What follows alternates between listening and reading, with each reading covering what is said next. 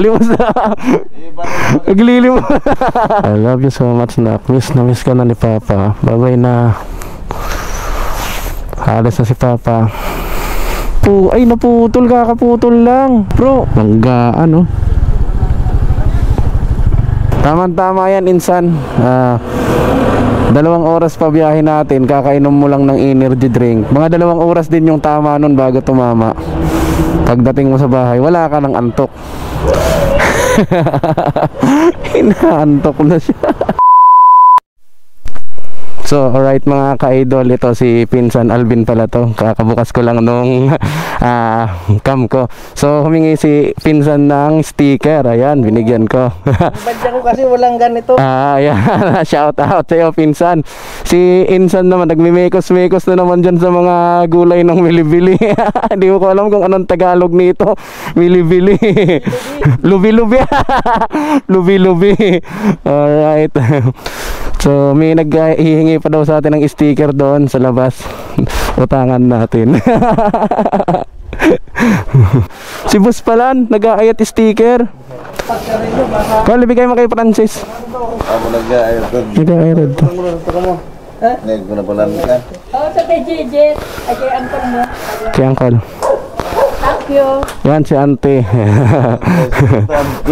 Ito si Rico, yung lagi namin nasa-shoutout. Ito pala si Alvin, ito si Rico. Uncle namin niya. Uncle dun. Pautangan ko di. Pwede pa utang. Boss! Ayan, no, shoutout dito idol. Anong pangalan mo nga sa vlog mo, Col? Hindi naman ako nagpa-vlog sa ito. Di ka na nagpa-vlog sa Facebook mo? Ito na baga ako Facebook. Sa Facebook ka na, hindi ka na sa page. Anong pangalan yung doon sinaon? Yun ang ginagamit mo lang? Wala na sa page. Ito. Sticker ni Uncle. Ayan, shoutout sa Uncle. Okay, alis na kami, Col. Manila na naman. Ayan, naka-record ka. Mapopos ka.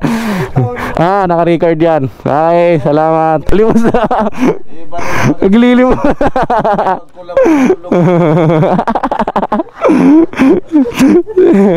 Limos daw, limos. Bye-bye na. Tara, let's go, man. Michael, namimiss ko to na naman. Alright, okay mga idol, biyahe na naman kami ni Insan. Insan, nasan ka na? Namimiss ko na naman tong bagong bayan.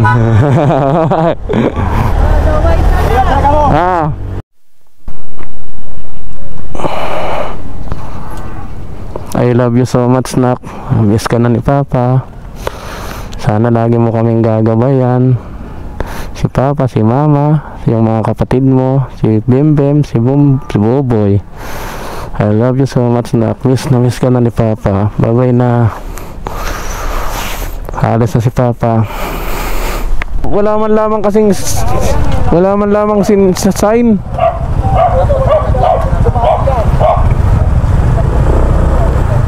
lang kasi sign dito. Ano ba yan? Ay naputol, kakaputol lang bro.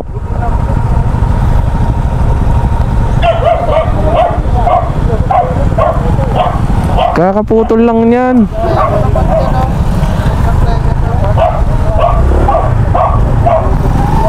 Dapat itabi na yan, mga kahoy na yan.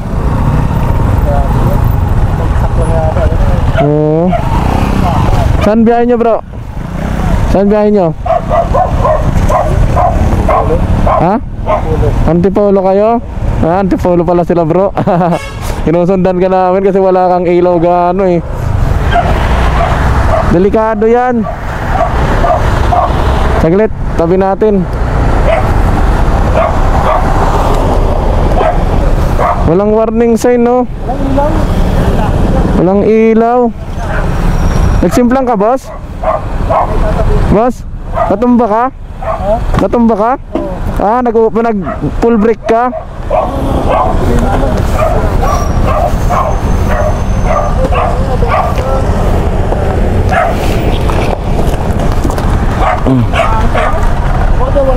Delikado to.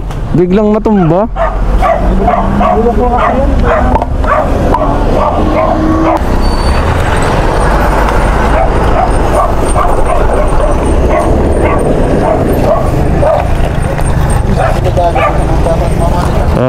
alisin dapat yan. Delikado yan sa mga motor.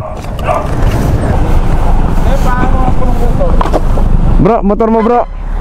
Motor. Itatabi nila to, baka makadali pa.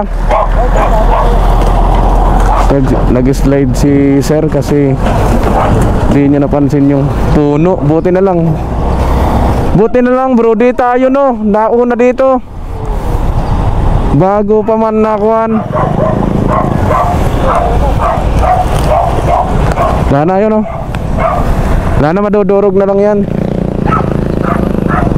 Wala na, madudurog na yan ang truck.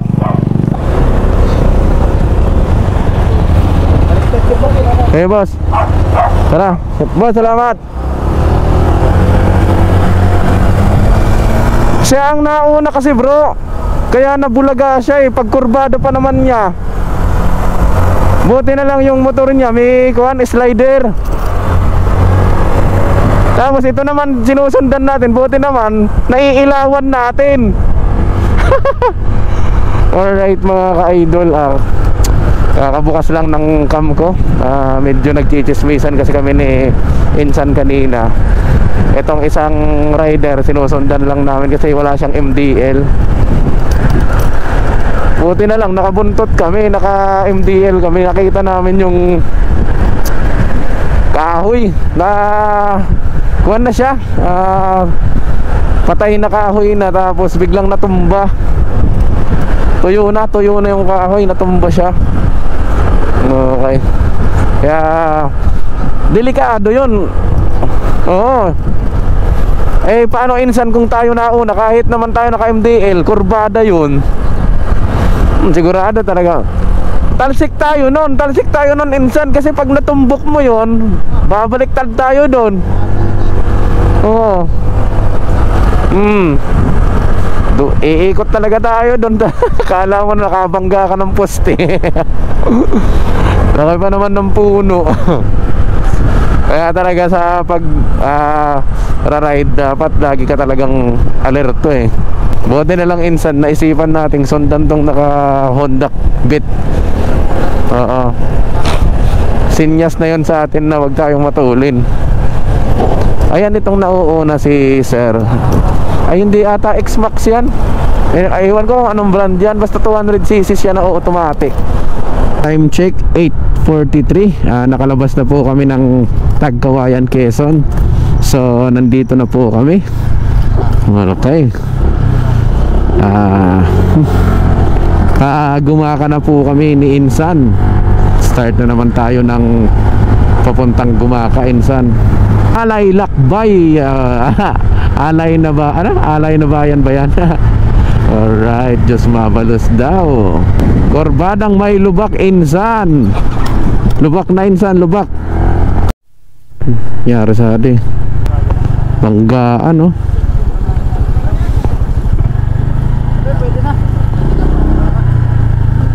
Motor sa motor.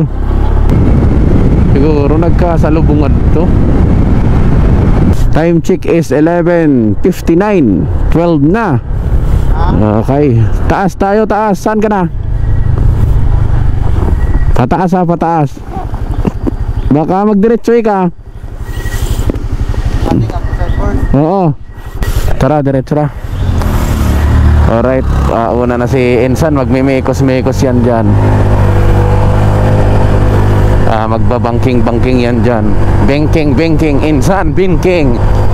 Para pag nagsimplang ka, nabidyuhan ka pa.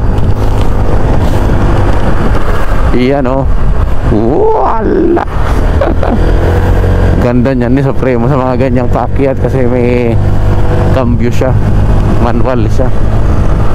Nakakapag-shifting kapag kukurbada. Dito na kami ngayon sa Sigsag Road, Timunan. Yung bakasyon namin, isang araw lang. Tapos biyahe kami. Kaya ito, antok-antokan na. Kulang-kulang na kami sa tulog. Pero kakayanin pa rin. Para makapasok lang kami sa Monday. Para na ako ditong, ang tawag niyan, manok-manok. Paantok-antok. Paantok-antok na. Oh, go daw, go daw, go, go. Naghahanap kami ng papuntang Cubao. Alright. Ayan si Insan na naman, nagme-mekos si Insan, oh. Si Insan para ng manok matunga na. Kanina naramdaman ko rin, mga idol, pag-iwang-gewang na yung aking mot-mot. Kaya nga sabi ko kay Insan, hinto muna kami, hinto kami San Pablo. Okay, what's up mga ka-idol? Time check is 4:44, alas 4 na ng madaling araw. Nandito pa lang kami ngayon sa may Sukat. Ayan. So bali uminom na kami ni Insan ng energy drink kasi hindi na talaga kinakaya ng power namin, power to the max, na tinatamaan na talaga kami ng antok. Kaya uminom na kami para at least mabawasan. Kasi ang hirap nagmumotor ka, napapikit-pikit ka na, mamaya niyan nabitawan mo yung manubela mo, mamimekos-mekos ka talaga, idol. So dapat kanina pa namin ginawa yon, pero pinipilit sana namin makarating na hindi iinom ng anumang energy drink. Kasi mamaya niyan pagdating namin sa bahay, baka mawala yung antok namin lalo. Pero hindi na talaga kaya, need na talaga naming uminom. Kasi siguro lagpas 1.5 oras pa ang biyahe namin. Alright, mamaya na lang ulit. Pero muna kami, dito na kami mga idol sa may malapit sa South Arca. Ayan si Insan, tinatamaan na daw siya, tinatamaan na siya, idol. Kaya yan. Lapit na. Ang angkas kong sako, bumibingking din eh. Yung mga wari-wari, bumabangking din pag bangking ko. Pero uminom na kami ng lipubitan para kung sakali mang di na antukin si Insan. Tama-tama yan, Insan. 2 oras pa biyahe natin, kakainom mo lang ng energy drink. Mga 2 oras din yung tama nun bago tumama. Pagdating mo sa bahay, wala ka ng antok. Inaantok na siya. Tara. Yeah.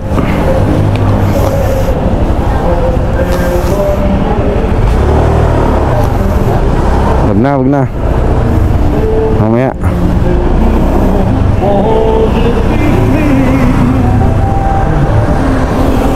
Sabi ko nga kay Insan, para mawala yung antok, ang pinakamaganda dyan, magtulak kami ng motor para hindi kami antukin. Ay, nasa Mindanao Avenue na rin kahit papano. Malapit na kami. Time check is 5:38. Ayan, halos sa 12 hour na yung biyahe namin. Sakto, nandito na kami ngayon sa Valenzuela. Medyo nang hihina na si Insan, nagme-mekos-mekos na. Wala. Kaya pa yan. Ano, tumama na ba yung lipubitan, Insan? Walang tama, pusang galang. Di siya tinamaan ng lipubitan. Ito na ngayon ang bagong Mindanao Avenue. Ayan, so pag natapos to mga idol, ang ganda nito. Isa ngayon kasi limitado pa rin yung mga dumadaan dito. Hindi pa pwede dito yung mga malalaking sasakyan. Pwede dito yung mga four wheels, aray. Ayan, pwede dito. Ayan, motor. Ayan, mga bayo ka nga lang, mga bayo. Ayan. Okay. Kalimutan ko pala mag-gas. Ayan, lapit na. Sabay kaliwa.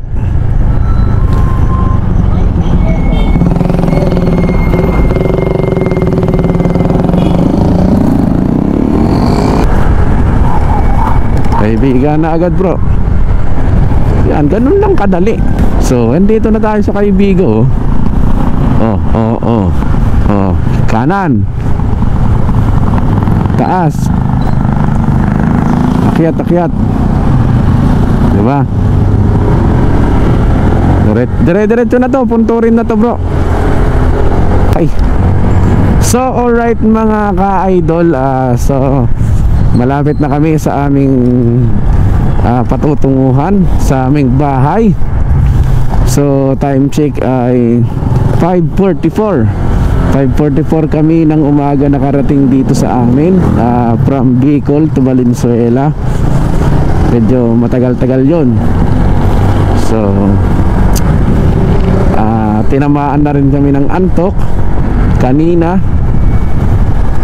kaya medyo naglaylo na si Insan mag-drive kasi inaantok na siya. Then ayan, okay naman. Marami kaming nadaan ng disgrasya. Meron pa kaming naaktuhan. So buti naman wala rin sa aming nangyaring masama. So hanggang dito na lamang mga idol.